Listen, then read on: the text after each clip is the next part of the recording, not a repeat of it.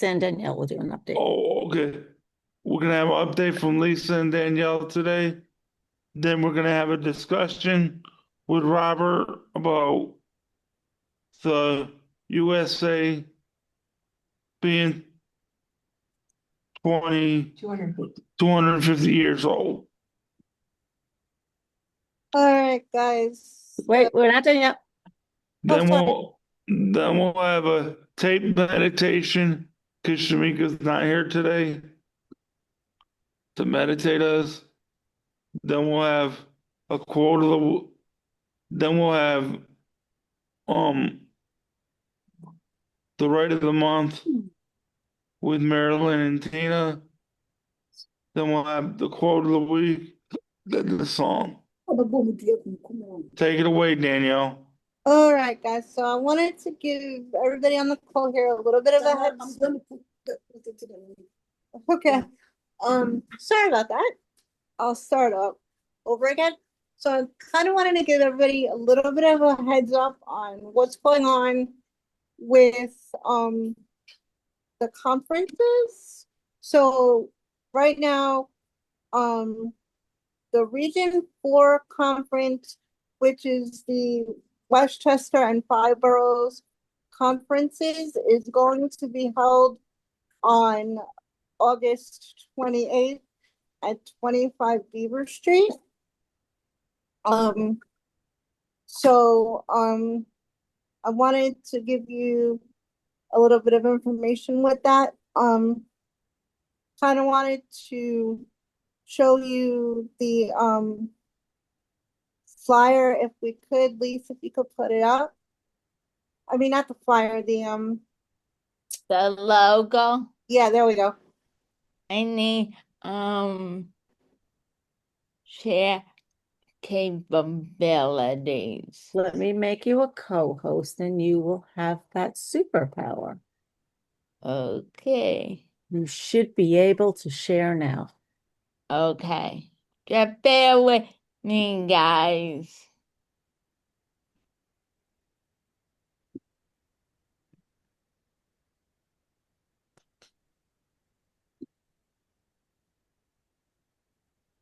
Here is the logo that we all picked. Wow. That is super cool. We only had 2 entries, but this one everyone liked. That's amazing.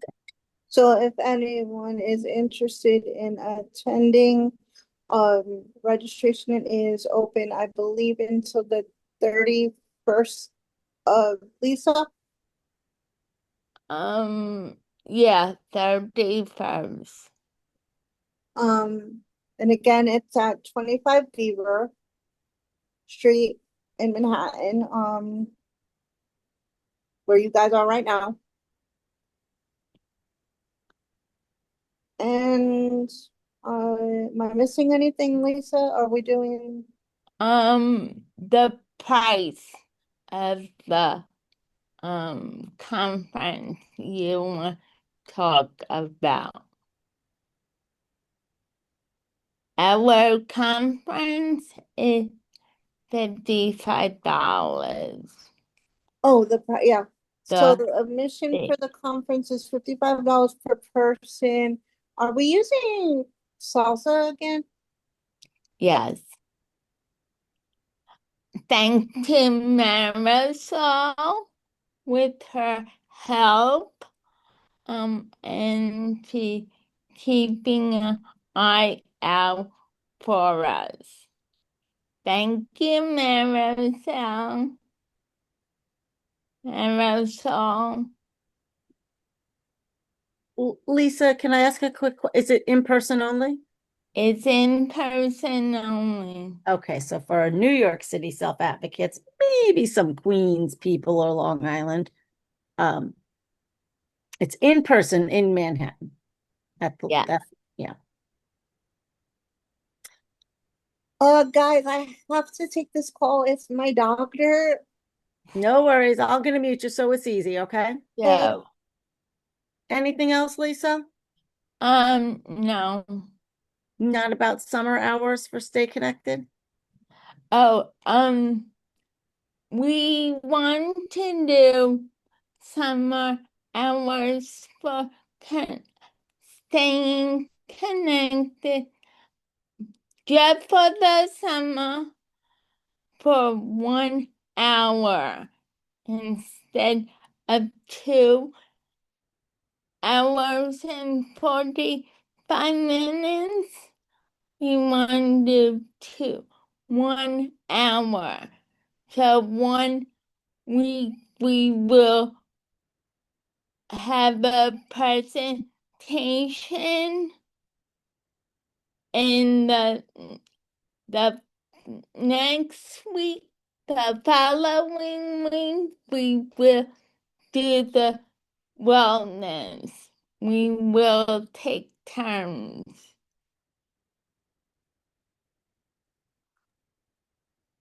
Thank you, Lisa. You're Ralph, back to welcome. you.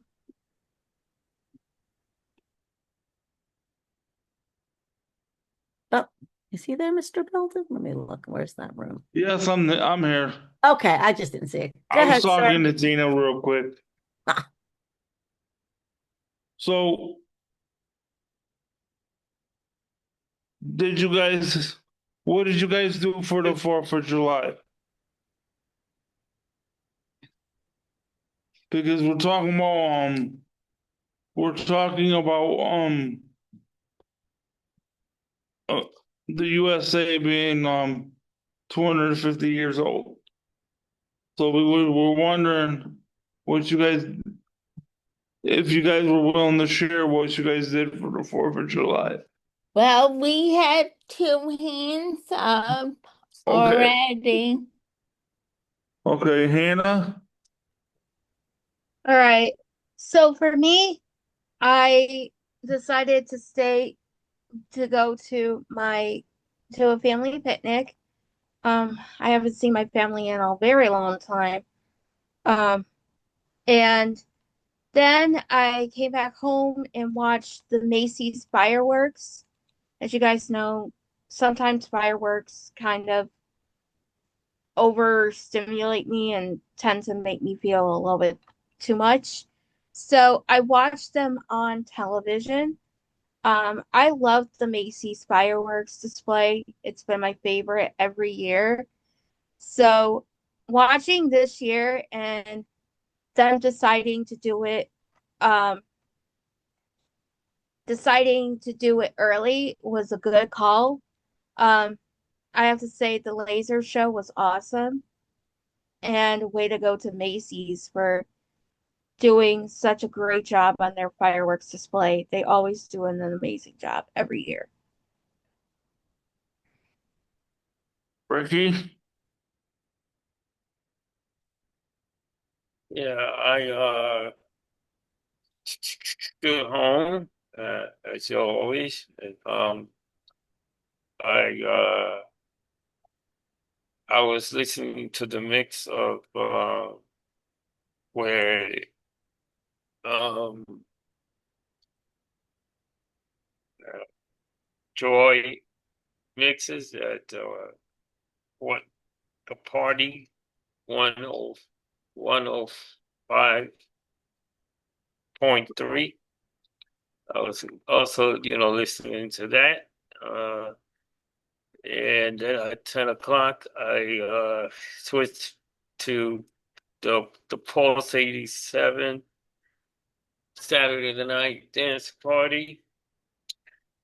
And then around 9:30, I turned on. Well, I had the TV on, so I switched it to Channel 4 and saw the fireworks, which I see it every year on the 4th of July, which is nice. There were a lot of people and singers that sang Salt and Pepper, I believe Rihanna or something like that was there. And and it was in the Brooklyn Bridge that they were doing it. And there were a whole lot of people there. It was good. I enjoyed it. It's real great. Michaela? I actually had a barbecue actually at my house, and I watched the ball drop. They did the ball drop in eight eight times to that same New Year's Eve ball that drops in for New Year's Eve. They did it 8 times. They dropped that same ball. Um, and then I watched the fireworks on the Macy's Day Parade. That's it. Hanif? Yes, yes. You get your I was supposed to be in town or the city because I had a relative that passed away, but I hardly got a chance. But hardly got a chance because I was repairing one of the homes, one of the areas in my home that I live in right now is in repairing process, and that was so it was so humid.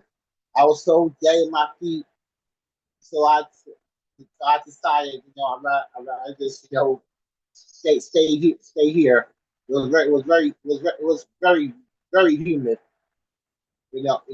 So I made the most of it to uh, um, help pitch in with this repairing project, and of course I made time to watch the Capital Fourth presentation a little bit. So you can say I have a, a busybody weekend. You know that that'll be all. boys?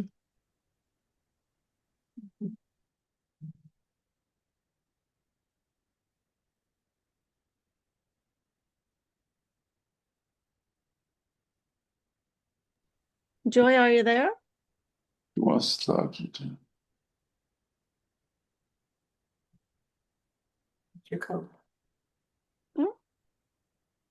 1986. I'll go while till we see him. Did he just pop off somehow? I think he's having technical difficulties. There he is. He's down there still. So while Joy's waiting, I'll jump in. So for my holiday weekend, I started with a soak in my friend's pool because it was 95 degrees where we were, and that was kind of really nice to do. But I went and saw a band play on Sunday afternoon. It was kind of like a cross between the Grateful Dead and Dave Matthews Band. So it was a really nice, mellow show. So that's what I did to celebrate. And then because it was super hot, I did a little closet clean out on Sunday, on Saturday to keep myself cool. That's what I did for the 4th of July. So what I did for the 4th of July, I was supposed to go to the beach, but I didn't because it rained all day. I just stayed home with my family, did a barbecue, and watched the fireworks from my front porch. But I was happy with that. The 4th of July is my favorite holiday.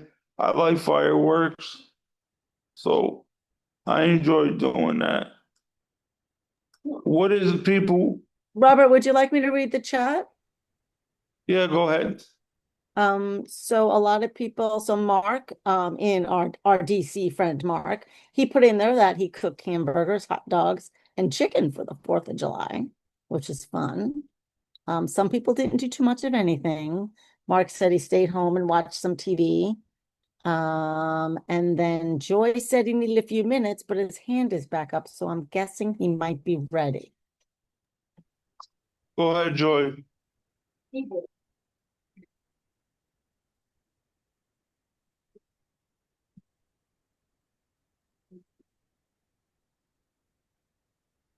Joy, do you need me to unmute you?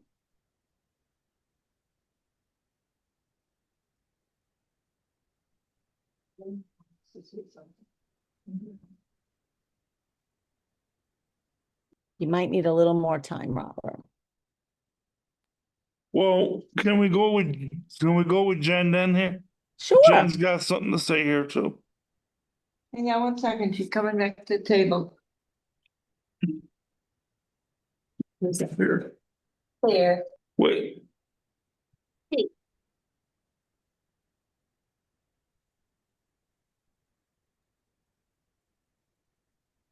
Yeah.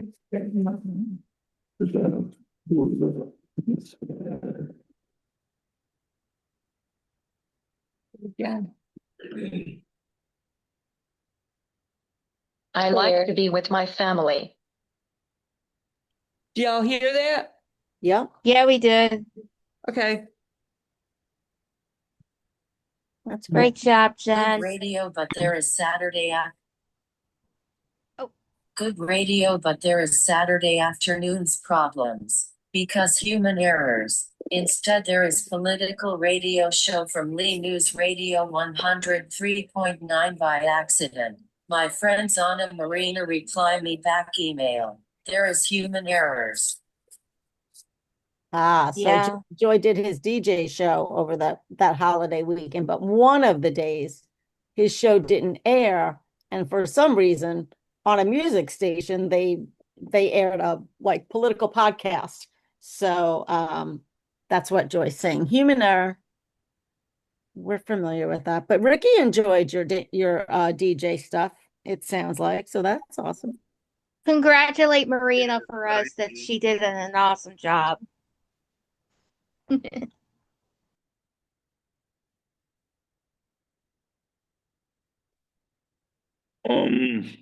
Is there any more comments in the chat?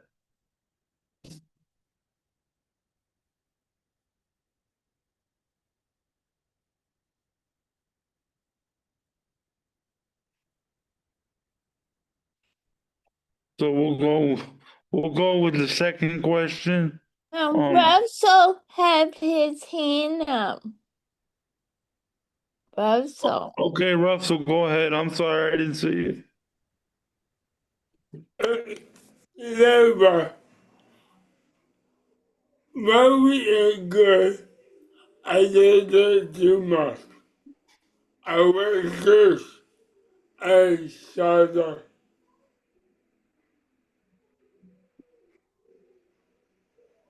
You hear me?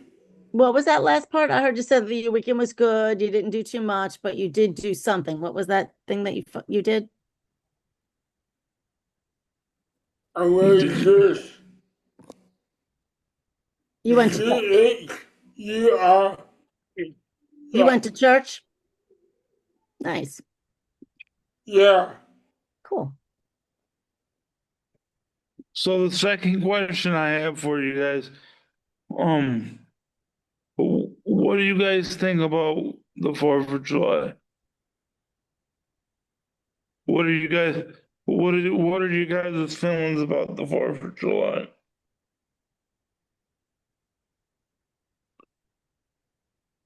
We'll go with Hanif. I, I think it's historically fruitful and wonderful and abundant. You know, so it tells you from way back then, always from now. You know, the Civil War, all the wars that happened, and then we declare free ever since 1700s. Right, and then well, we still got work to do right now as far as living this land of freedom. You know, we'll do it. We'll do it. Yeah, we need to reclaim our country, back against you know who I'm talking about. You know, it's getting worse. It's getting worse, the worst to the worstest. So you and I need to, you and I need to really toughen up to own what we deserve back back to back to where it started from. And we that's us. That starts with us. We run our own we run our own territory. Than the opponents. In a very honorable and in the patriotic move that without any handouts. So for all I said, we still got work. We still got a lot of mess to clean up to make this God's world great again. So Pat, I'll pass it along. Okay, Hannah. I think that for a relatively young country as we are, we still got a long ways to go. I feel like where we are is, I think there needs to be a lot more acceptance in the world and accountability, but also making sure that we understand where we're coming from. We don't have that much compassion right now in this country for everyone. Yes, we're still a relatively young country for being 250, but people need to start changing their attitudes towards not just us in the disability community, but other communities as well, because under other communities, they may have different ideas of how we should live our lives, but they're not living our lives because they don't understand, because they've never gone through it personally themselves.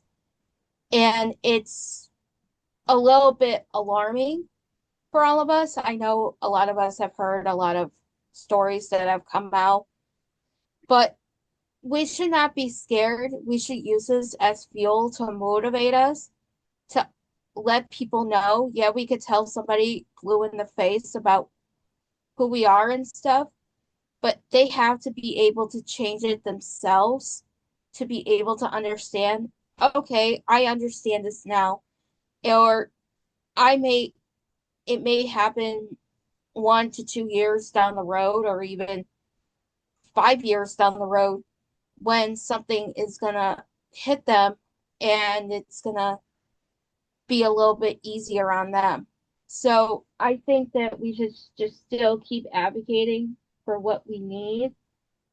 But, you know, we're definitely lucky because other countries do not have what we have right now as far as disability services. So I think that we don't take that for granted, but we should still keep fighting.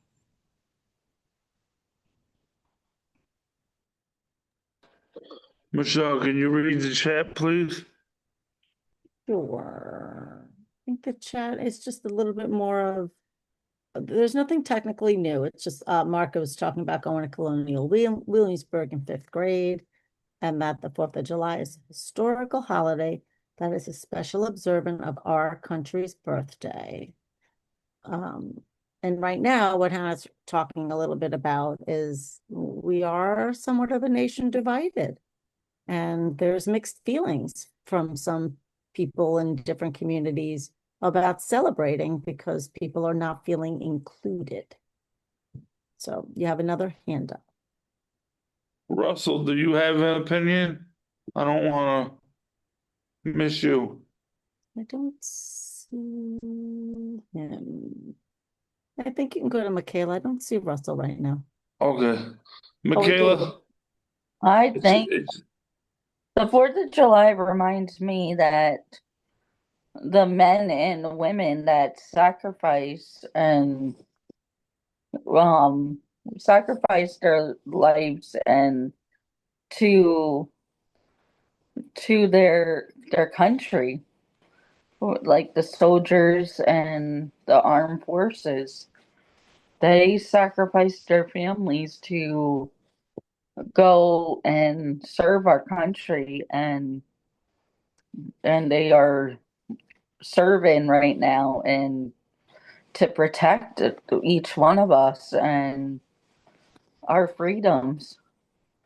We are very fortunately that we have freedoms that are in this country, like, and other countries don't have the freedoms that we do, and we are very fortunately that we have the freedoms that we have. And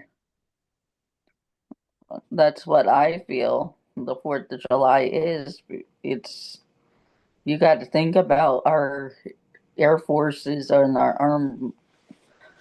armed forces that sacrifice their families to serve. Without them, where are we going to be? That's my opinion. Ricky? Yeah, I go along with what make Michaela was saying. Um, with armed forces that protect us, or to have our freedom, and and along with, like, the other Memorial Day, it's also to reflect. So I guess both of them, like Memorial Day and the 4th of July goes together, is what I feel, that because it's a celebration that soldiers sacrifice themselves for our freedom, to keep our freedom, and you know and it's you know great that, and sort of like, thank God that we are in a freedom country, because there are other countries that have dictatorships and are in worse conditions than we are. There's poverty in Africa and all sorts of poverty in some other countries. So that's another thing we have to think about. But thank God that we have freedom in our country. Thank you.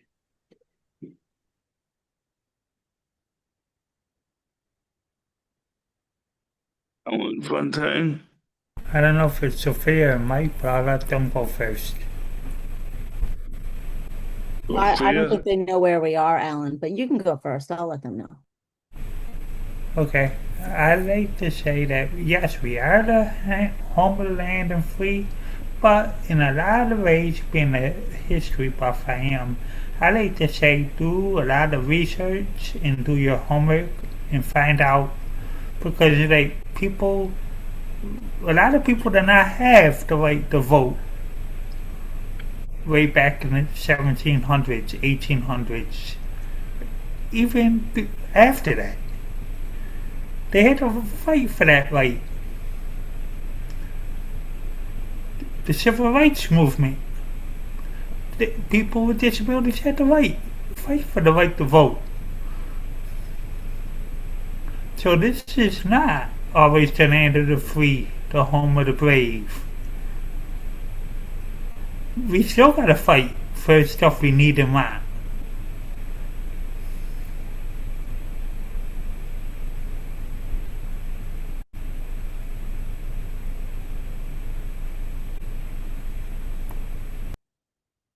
Joy?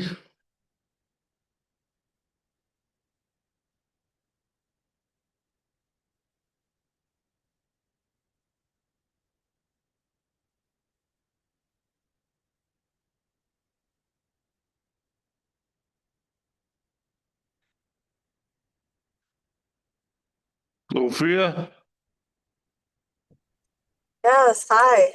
I wanted to build on what Alan is saying and what people are saying, and just, I do think it's honorable to fight for your rights and your country, and that I'd like to present the opinion that perhaps the best thing for soldiers is for us not to have war, because war is part of the cause of the poverty that Ricky's talking about in other countries. Some of that is caused by war. A lot of it is caused by war and conflicts. And what would be better for soldiers than if they didn't have to fight in that kind of way? So I just building on what Alan is saying, I think there are things that we can question and learn about in terms of what our ideas that, about freedom and about sacrifice and about what's necessary. So, and I want to let Michelle know I was here because I know she might have to go. Yay! So, yep. We're almost on question number 3. Joy?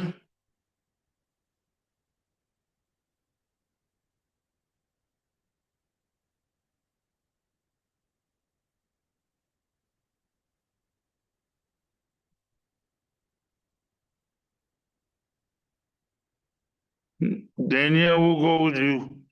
Joy, we'll come back to you after Danielle. You gotta think, we have a lot of the people, we have to thank the soldiers and the medical staff that help the soldiers. Because in a way, the advancements that are made for the soldiers directly, but also indirectly, eventually trickle down and help us. In that they come up with a lot of the engineers who work for them invent things that help the disabled community at large. Case in point, a lot of the new wheelchairs, the majority of us are sitting in.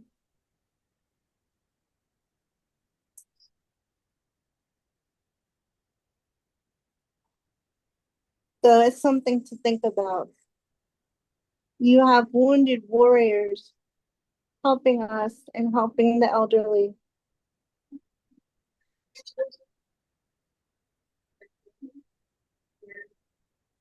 I would like to see all people that need equipment be able to get equipment, no matter if they're disabled or wounded warriors.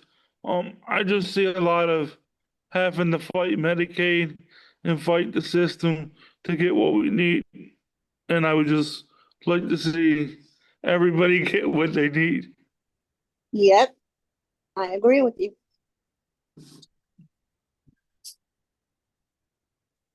Joy,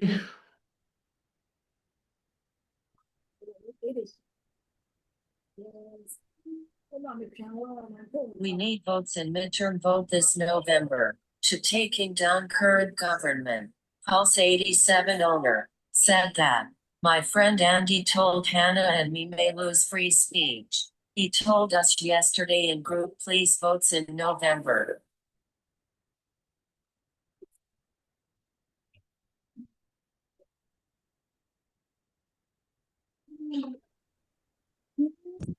Yes, very important election this year. Very important. it's always important to vote, no matter what election it is. Um, so we're gonna go on to the third question. What do you guys do to help build communities, or what do you guys do for your community?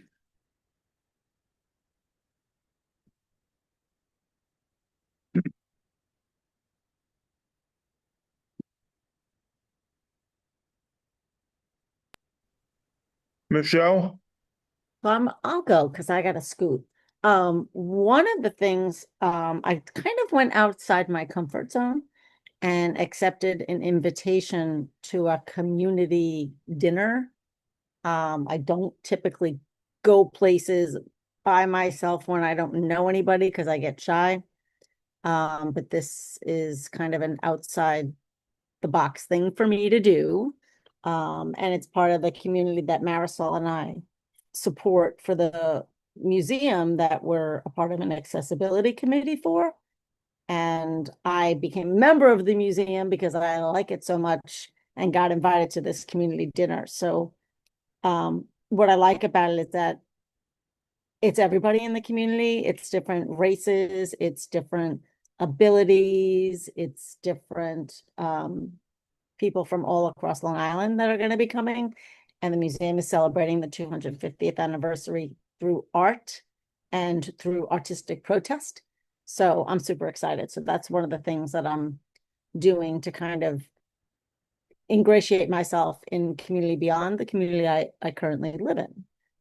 So that's one thing. And then just kind of volunteering to kind of make other people's lives easier. So that's what I've been trying to do for community.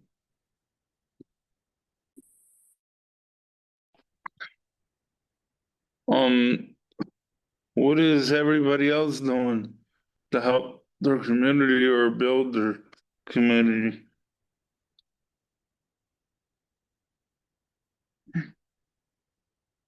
Okay, Sophia? Well, one thing that I do that I think is small, but I think it's important is just I said hello, like to my neighbors and to the people in the building where I work. And I just ask people how they're doing. And I really talk to everybody and just say hi.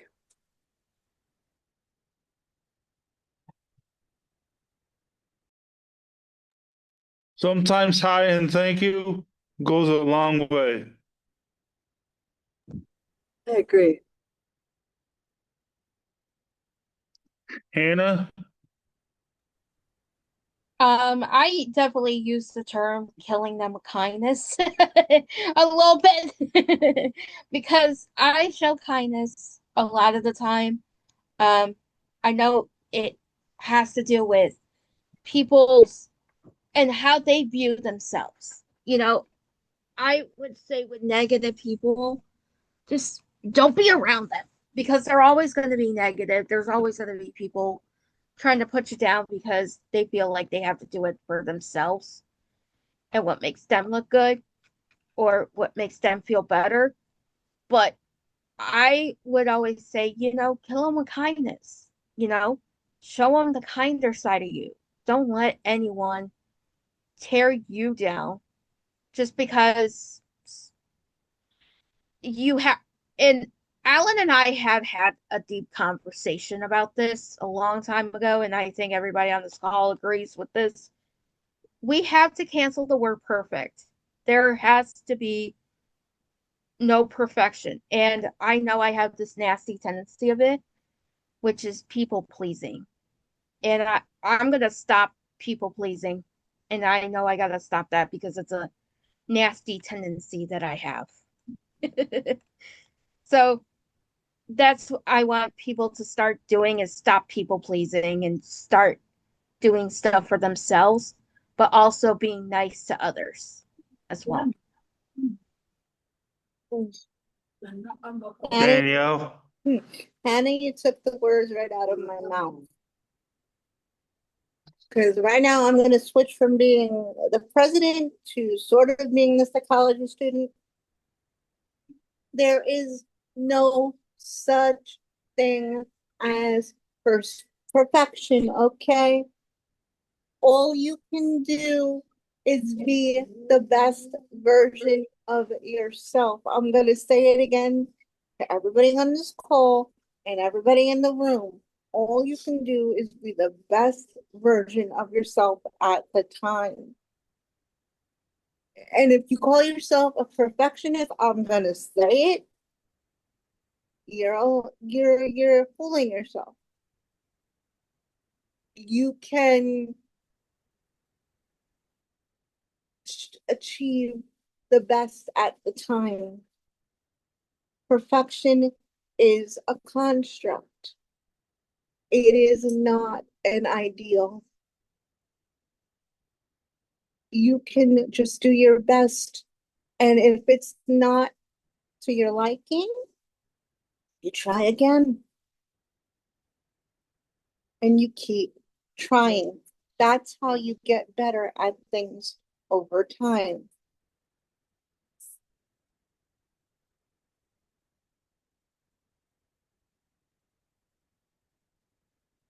Whatever makes you happy. No one else. What matters is you. Ellen Fontaine. Like right now, I'm reaching out to people, talking to them, asking them different questions because I'm looking for staff. So I have had to come out of my comfort zone in a lot of ways, which some people know my spelling stinks. You can say that one again, Alan. I know. And that's not my best thing. So I know sometimes, and I'll admit that. But it's made me come out of my comfort zone. Having to send emails, text messages, and asking people for help when I need the assistance. Asking strangers, hey, will you help? Are you willing to work for this much? It makes you come out of your comfort zone. Even if, because you don't know them. Whatever. Some people you may know for years, and some of them you may not have. Alan, can I make a suggestion? Yes. Have you ever tried speech to text?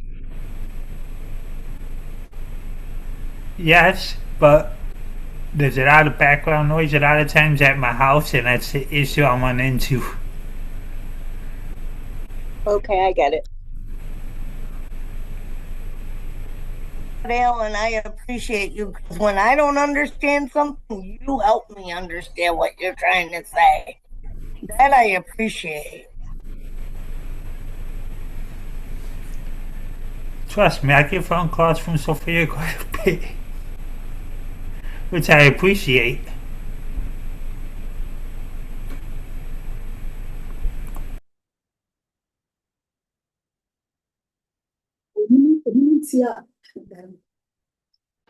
Uli. Yeah, I think that one that all every every Daniel and Hannah is right.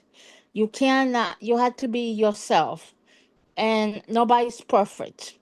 But the most important thing is accept people who they are. Because if no, you're going to drive yourself crazy. That is what I'm be working on a couple of times. Because sometimes I expect too much out of persons, and you know what? It's not right. It's not right for them or for you. So just accept people who they are and move forward, and don't let anyone try to change who you are. Thank you, Robert. So we're gonna move on to a meditation video from Shamika. Hey, Robert, I just need a second. I was coming from our Disability Pride flag raising event, so I just need a moment. Okay. Joy has some. He has his hand raised. Let's go. Okay, Joy. Go ahead, Joy.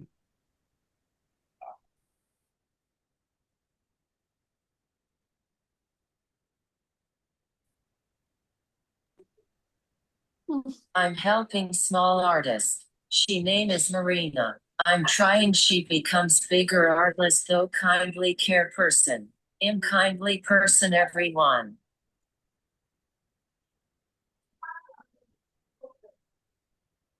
That's cool. As a way to support community.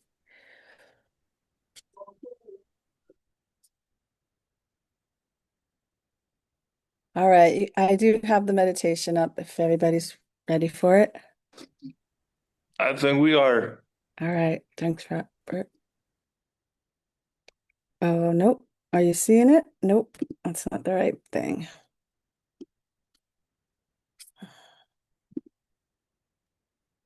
Sorry, Sophia, I saw it. I just didn't hear it. Did you see? Are you seeing it now? Picture of Yeah. Shamika? All right, Yeah. here we go. Yes.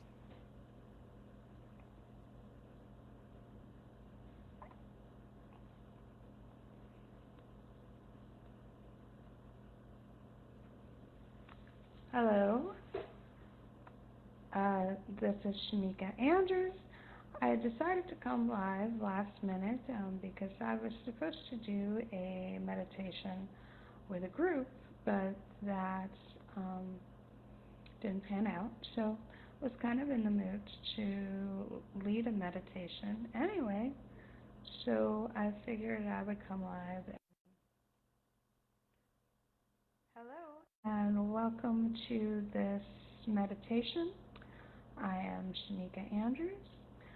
I decided to come on live because I was supposed to do a meditation with a group that's attending a conference, but that didn't pan out, so I figured I'd come here live and do one on Facebook. So you can come and watch this video at any time that works for you. So let's start by taking some deep breaths, and as you breathe in, bring your hands up over your head, and as you breathe out, bring them down in front of you. Let's do that again. Breathe in, bring your hands up, and breathe out, and bring your hands down in front of you. One more time. Breathe in, bring your hands up in front of you. Breathe out, bring them down and back to your lap. So that's one meditative exercise I like to do. Another one is we're going to bring both hands facing our screen, and as we breathe in, we're going to bring one hand up and one hand down. And do that a few times. Breathe in, bring one hand up and one hand down. Breathe in, bring the other hand up and the other hand down. And one more time. Breathe in, bring one hand up and one hand down. And bring our hands back down to our lap. The next meditation that I'm going to bring you through is called body scan meditation. So we're just going to start by bringing some stillness to our bodies. You can close your eyes if that works for you.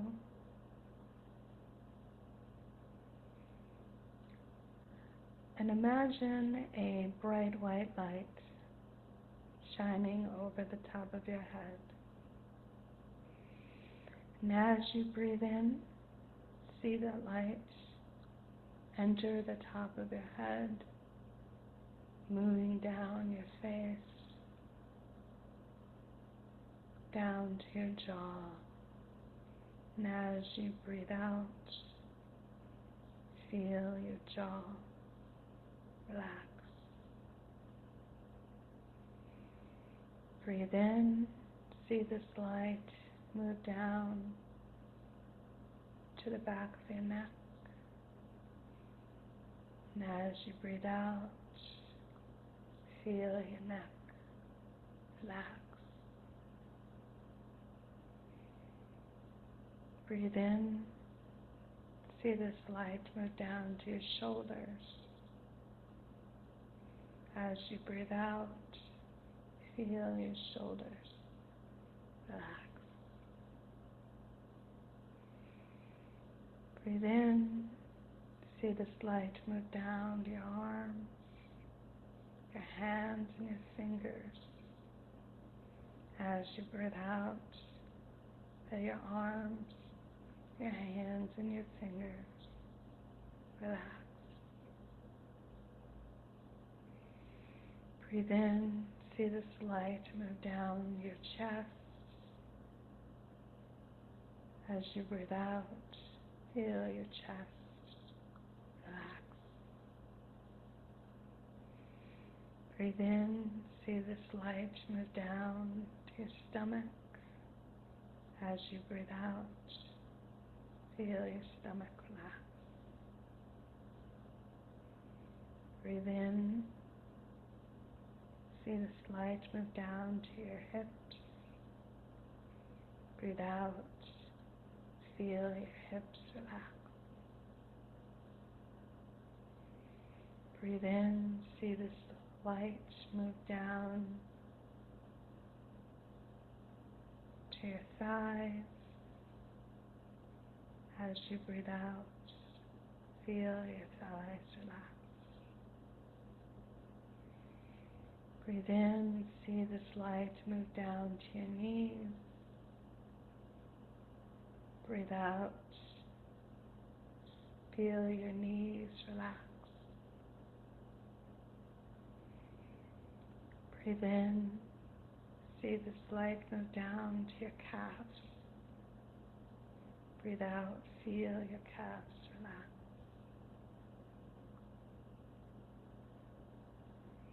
Breathe in, see this light move down to your ankles. Breathe out, feel your ankles relax.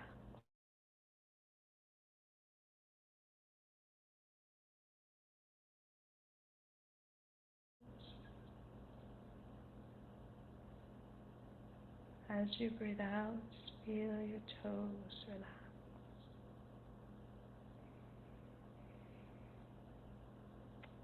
Now we're just going to take a few more deep breaths. When you're ready, you can open your eyes.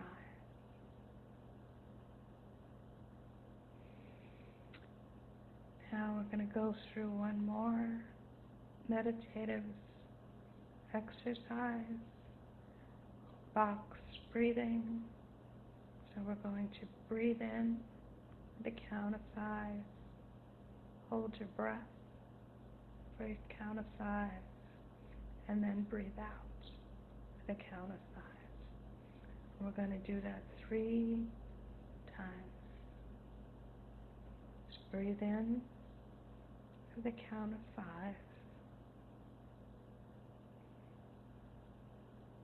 Hold your breath for the count of 5.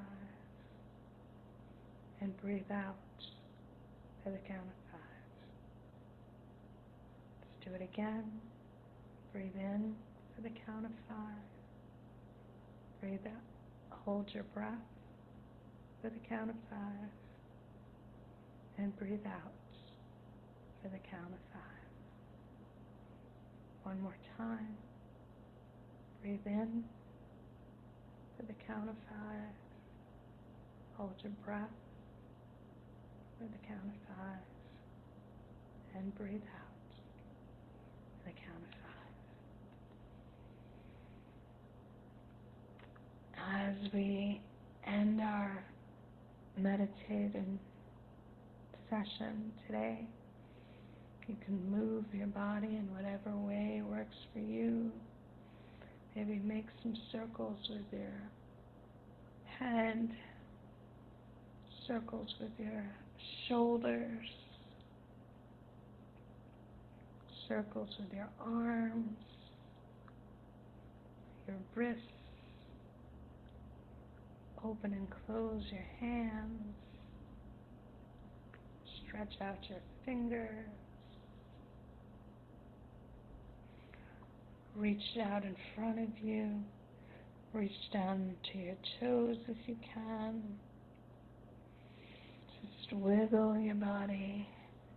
Whatever feels good to you. Shake out your arms, your hands, your fingers. Just take some deep breaths in and out. When you're ready, you can come back to stillness. Just observe how your body is feeling. Hopefully, these meditation techniques brought you some relief or some relaxation. Feel free to make any comments below or ask any questions, and I'll get back to you as soon as I end the meditation video. You can see other meditations by me on my YouTube channel, and I will share that in the comments for you to check out. And I hope you have a great rest of your day.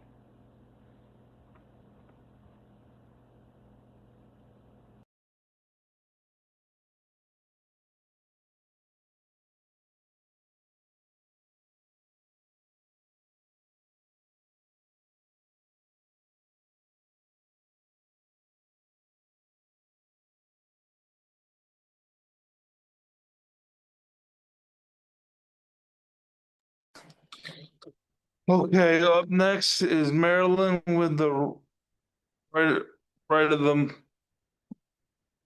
with the right of the month team. Hey guys. So, we are in July. Oh my goodness. So, we're advocating for services.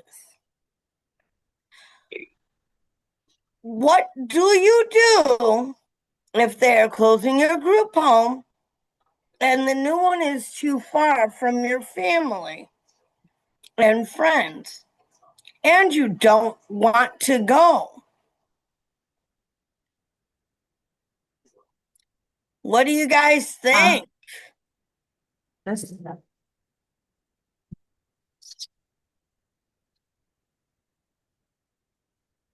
I don't see any hands, Robert. Hold on.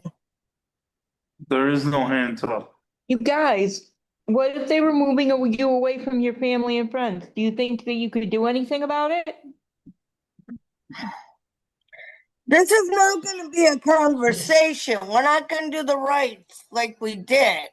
We've been talking as a role team, and we're doing it as a education spot. Yeah. Do you want to call on people, or do you want to? I'll call on people. I'll call on people. Okay. Henny?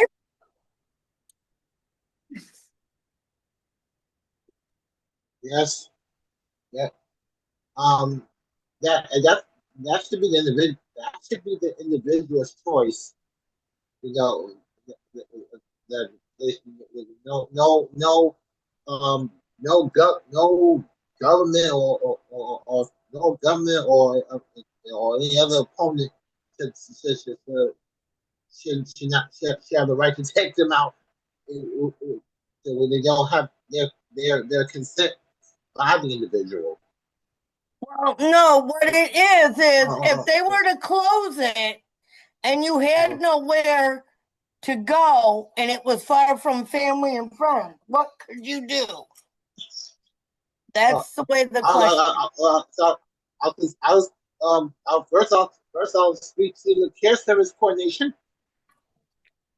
Okay. Then he or she knows the stepping stones, who go to the criminal, like the justice center. Yeah. That's one of them. Okay, Ellen? The justice center. Yeah, you can go to the justice center. Alan? Yeah. You were asked if there was a closer place to where your family lives, because that's where you prefer to stay, closer to your family and friends. Right. And try to advocate to what you want. Correct. Sophia. Yeah, this has happened in our region. And because especially state operations, and I don't know, I know some of you here are familiar with state operations, at least probably Alan. And the what the self-advocate did was they called our office and it just so happens, in a way it just so happens, in a way it doesn't. Mike Rogers, a long time ago, got himself on what they call the Board of Visitors. And the Board of Visitors, right? And Marilyn, are you on the Board of Visitors? I'm on the Board of Visitors in Finger Lakes, yep. So the Board of Visitors oversees they're like the board that kind of makes sure that people that are in state operations, that their rights are protected, and they just kind of oversee state operations. They get reports and stuff like that. But one thing that the Board of Visitors can do is they can go in any house, in any dayhab, at any time without being announced. Right. They have power. And what he did as his role of the Board of Visitors, he called the directors and he said, this self-advocate feels that she is not being given a choice. The group home's closing down, but her friends are in the community she's lived for 20 years. And so they had a meeting and he was at the meeting to help advocate for her. And they did find an alternative. That's right, Steve, ask if there's a closer place. So they did look for an alternative for her. It wasn't perfect because she wishes she was in a little bit different house, but they were going to move her like an hour and a half away from her community where she walks around, where she has friends, where they take her out and stuff like that. Like she's got a lot of friends in the community. So calling your board, and also if you are a self-advocate, you might want to get yourself, like Marilyn has done, on the Board of Visitors or on the board of an agency, because as a board member, you have some power and you can help a self-advocate who is feeling like they're not being listened to. You know, sometimes they have explored all the options but the person's not willing to take one of them or something. But a lot of times not. So I think everything that everybody said, like Steven said, ask for a closer place or talk to your care manager, but also, you know, calling the self-advocacy office or as an advocate, if you want to advocate for others, getting on to serve on the board of directors so that you can step in there when somebody is, you know, that's something I've seen. So I just thought I'd share it unrelated to this type of situation. The advocacy office, right? Right. Yeah.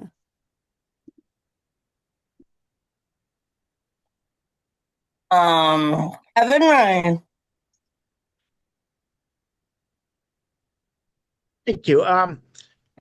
What I would do is I would get my circle of supports together for a meeting, which includes staff and family members.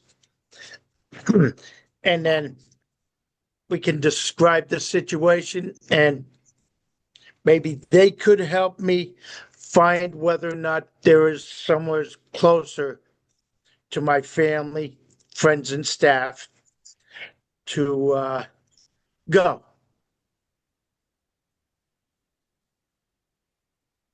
Sounds like a plan. Sophia, can you put questions back up? Because I think it's Jennifer's turn. Okay. Ready, Jennifer? Clear.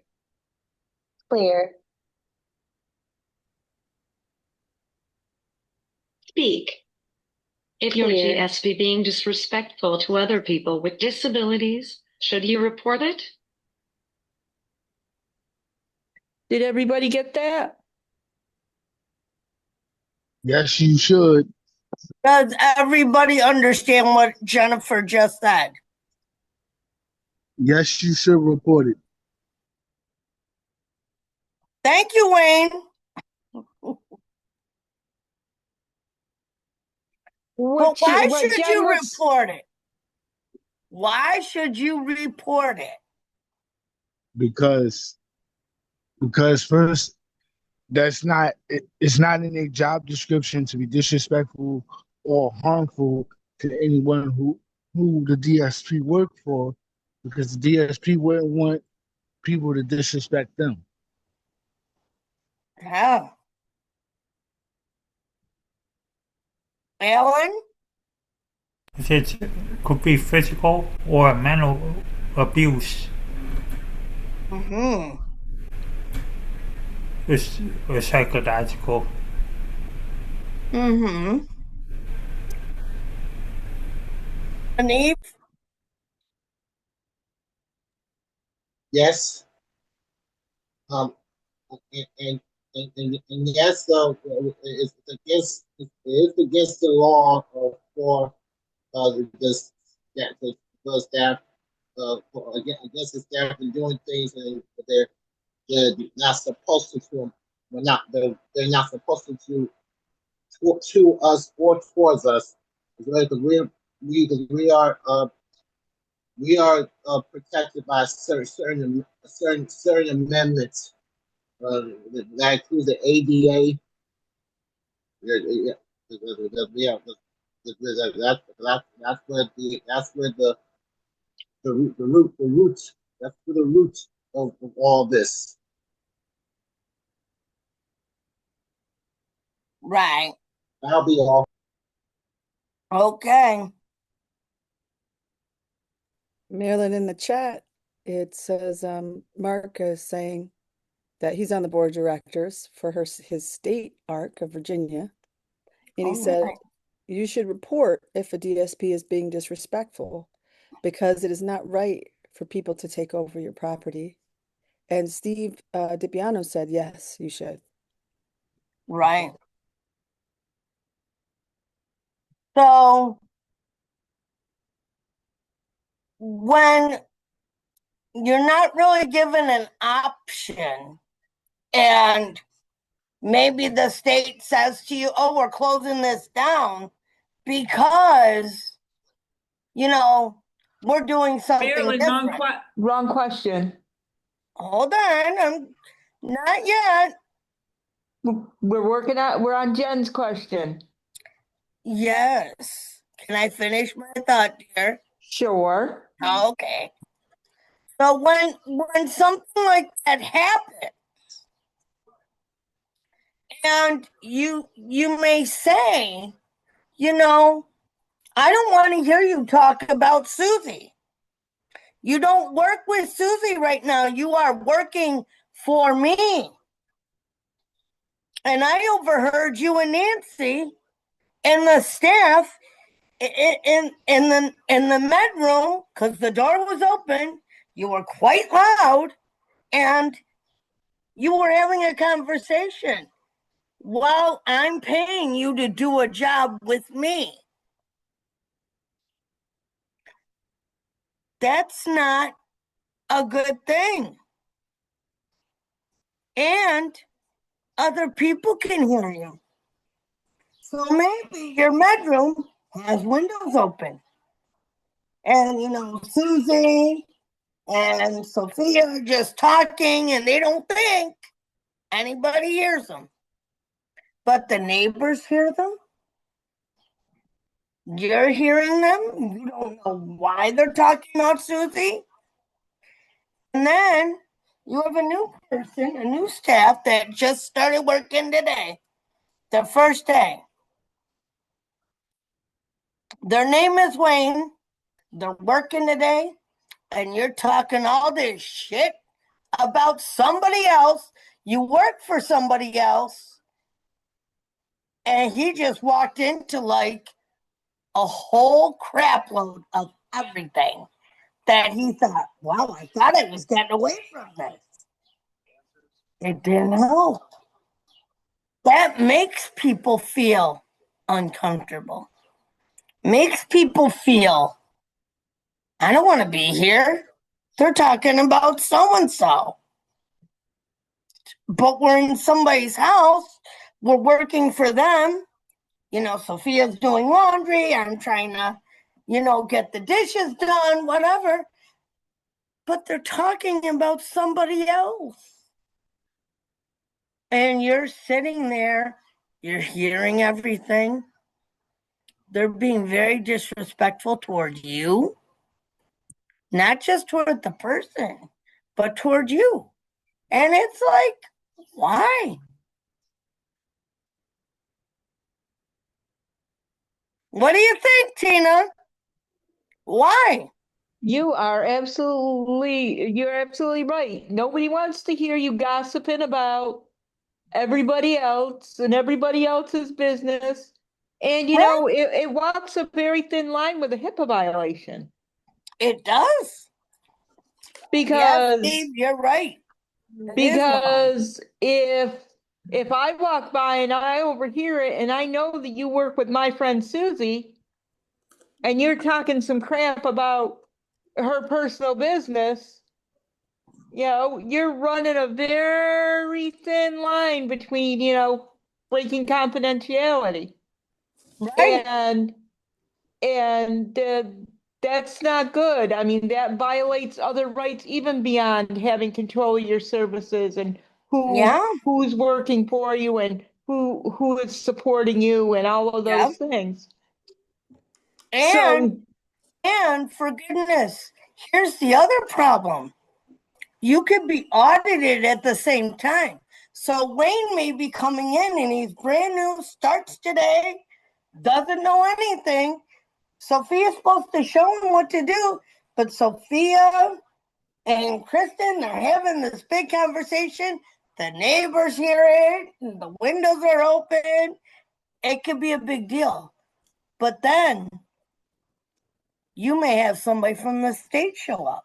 Mm-hmm. You may have a CEO, director, from OPWDD. Somebody comes in and you're talking crap and they're like, what on earth is going on? Not a good look for who? And you're Anybody. You're not talking about the person that's in the room. You're talking about the person you worked for last night. And that's not good. Because when you do that, you look bad. You make an agency look bad because you're spilling crap about an agency and they're all like, oh, you know, she just doesn't care. It's not about caring. You work for somebody and you're talking about other people. That is a strict confidentiality. No. You can't do that. And maybe somebody will say, oh, well, they're never going to care because they're not going to get it. But you don't know who's listening. Alan could have been on with his care coordinator and she overhears and goes, what is going on in your house?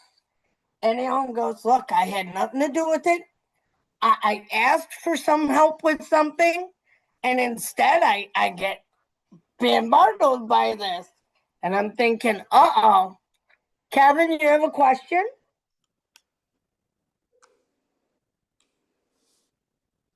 You're muted. I'm trying to get used to my new 62-year-old mind. All right.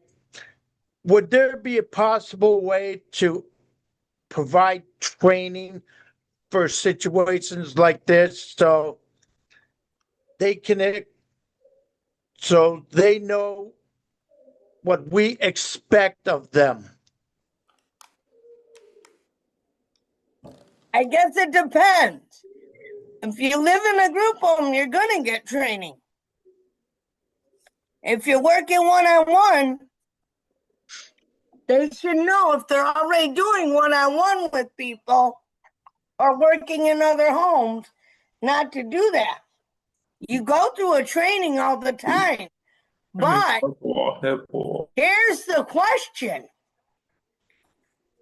When you go through the training, how much paying attention do they do?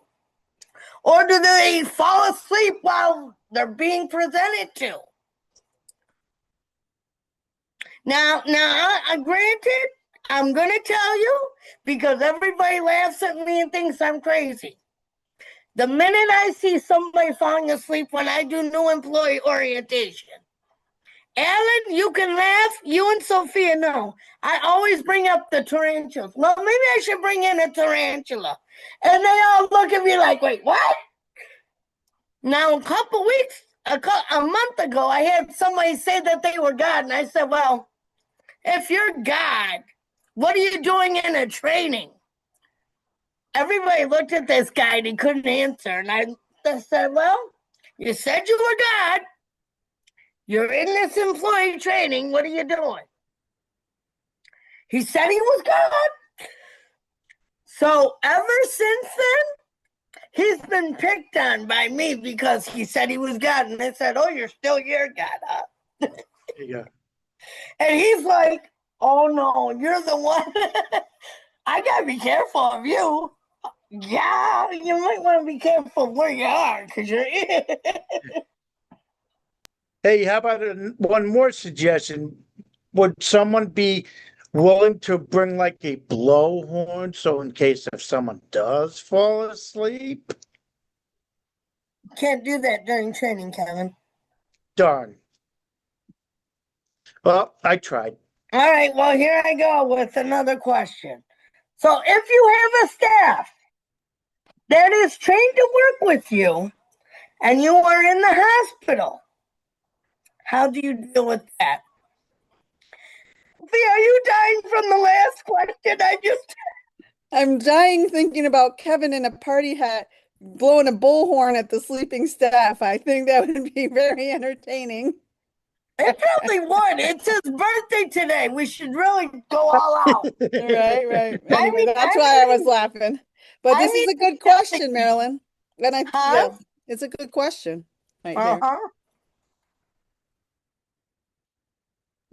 But we might want to repeat it because we know we were laughing. If you have a staff that is trained to work with you and you are in the hospital, let's say you had a seizure, ended up in the hospital.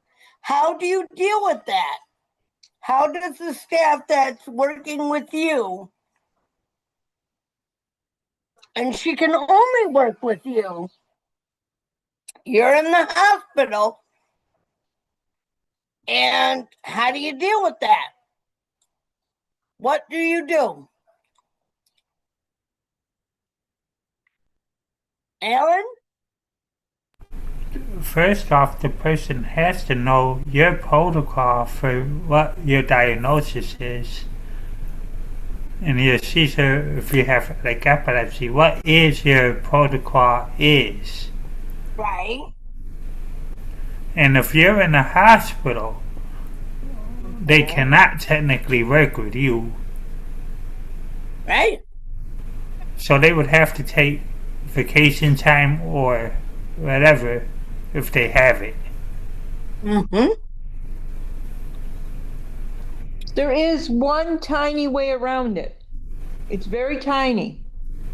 If it's a person who lives in a group home, a person who needs somebody there to support them around the clock, this was a regulation that was put in during COVID, during Governor Cuomo, that people with IDD who request one-on-one support can have their supporter in the hospital with them. So that's another option. Well, so Tina, let's go off that. So you have one-on-one support, right? You end up in the hospital. Your staff can be with you, but we have a problem. Every time the nurse comes around to check maybe your IV, see if you need anything, your staff's not in the room with you. And then you have somebody from the state or somebody else comes in and they go, well, where's Sophia? She's supposed to be with you. She's not here. You seen her today? You may say yes, but she could have gone to the cafeteria, gone to the bathroom, or she could go out and have a cigarette. You don't know. And not all the time do staff tell you when they're leaving. So if you're in the hospital and something happens, staff that's supposed to be with you can get in trouble. Is that where you were going, Al? Yes. Okay. I figured you were.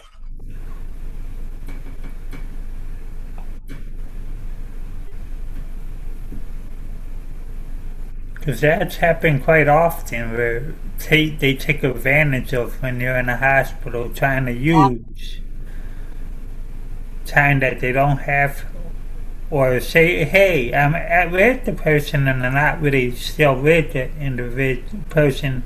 Right. And that's sad, because when that happens and you're not with the person, it's not a good feeling for you. It's not a good feeling, and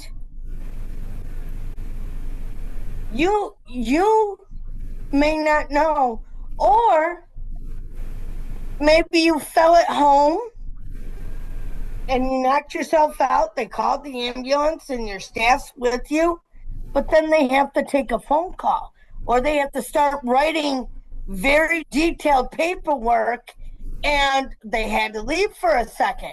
You come out of that and you're in the hospital and you don't know why. You don't know where you are. You're a little bit disoriented because you're like, I have no clue why I'm here. What's going on? Maybe, Alan, you had a dog or whatever and you fell down some stairs. You knocked yourself out. You fell downstairs. Not a good thing, but it happens. And then, your staff could be writing something out, but they may not be there when you get up or you wake up or you come snap out of it. They may have already sent you to the hospital to be checked. It's scary. Yes, Russell, I see your hand. Gotta unmute. Hi, Yeah. And then I daughter, super happy did not call my mom. You had to call your mom? The happy did not call my mom. Okay, hold on. Sophia, The can you hospital help? did not, he's saying that when he went to the hospital did not call his mom. And they were supposed to, yeah. Oh, wow. So Do you, sometimes having your directive or like your support decision making or your medical directive would be, you might have to use that, right? But is yeah. that what you were saying, Russell? They did not call when Yeah. yeah. What did you do about that? Oh, I'm mad. You were mad. I want you to let my mom. My mom is the right. Yeah. Yeah. And my mom is mad too. Your mom She was was mad too, yeah. Well, and it's hard. It's hard. I know that I worry about that if my parents are out of town, but I still have family I can call. But if nobody knows that, they're not going to call. Yeah.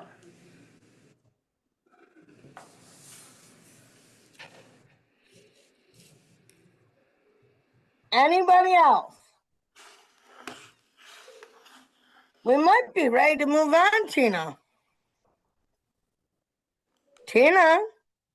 Yes, ma'am. I was unmuting. I think you did a good job. We did good. I think we covered it all. All right, so you guys, I'm going to make you a little jealous, but don't kill me before the end of the day, okay? The next 2 weeks, I will not be here. So Tina and Alan, you take it away. Because I'm on vacation. Alan, myself, Jen, Kevin, we got this, right, guys? I see those thumbs. If Kevin doesn't have it by then, we're all in trouble. I will help out too. Excellent, Michaela.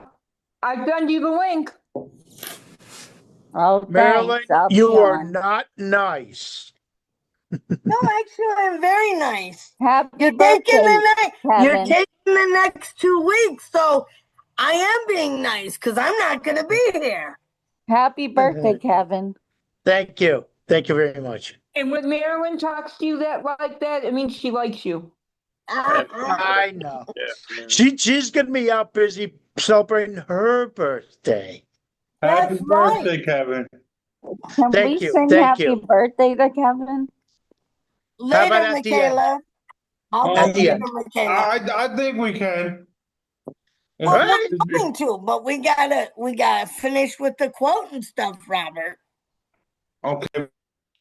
We gotta do the quote first, then we'll do the birthday. We'll do him a birthday song, and then you guys can play the Oh Cherie. I like the way she said that. Yeah. Okay, I'm going to read the quote for you guys. The Americans with Disabilities Act, the ADA, is a living testament to our nation's commitment that we will always stand up for our neighbors' right to live fulfilling lives. And that was Senator Tammy Duckworth. Does anybody know who she is? No. Okay, she is a senator from the Northwest, I believe. And she is she was a military person, and she lost both of her legs overseas in war. So she became disabled. And she is one of the primary people who fight for disability rights in our Congress. Lovely, lovely woman. I watch a lot of her on YouTube. Okay, so should we do the song first and then sing happy birthday to Kevin? I think we What should do y'all it now. think? Let's sing to him now. All right, we're gonna sing to Kevin first, Sophia. Even Marilyn too. So I've got our board advisor here, BJ, on the phone. You wanna say- Oh boy. Kevin, happy birthday. Thank you, sir. Yeah, happy birthday. Thank you. Thank you very much. Happy birthday to you. Happy Happy birthday. Oh, I'm losing my hat. Happy birthday. Happy birthday. Happy birthday Happy to you. birthday. Happy birthday to you. Happy birthday. Happy birthday, Kevin, and happy birthday, Candy Lady. Thank you very much, everyone. Thank you. Don't you worry, Candy Lady. I'm texting you on your birthday and say happy birthday, Candy Lady. Birthday to you. Happy birthday to you. Happy birthday, dear Kevin and Candy Lady. Happy birthday To you. Toot toot. And many more. And many more to come. We're glad you came along, Kevin. Well, I couldn't miss the last half. That's right. We're glad you're stuck around. Sophia, you still got BJ on the phone? Yeah. Ask him to please call me when he's done with you. Okay. No, I'm gonna call you. I know. Oh no. All right. I could be in trouble. By the way, Marilyn, if you get a phone call so we on can- your birthday, We can play the Yeah, old I'll Perry send you a song text. from Steve Perry. You did what? I'll leave you a text for your birthday. and I'll leave you a phone call for your birthday. Oh, I could do that. A nice long one. Nah. All right.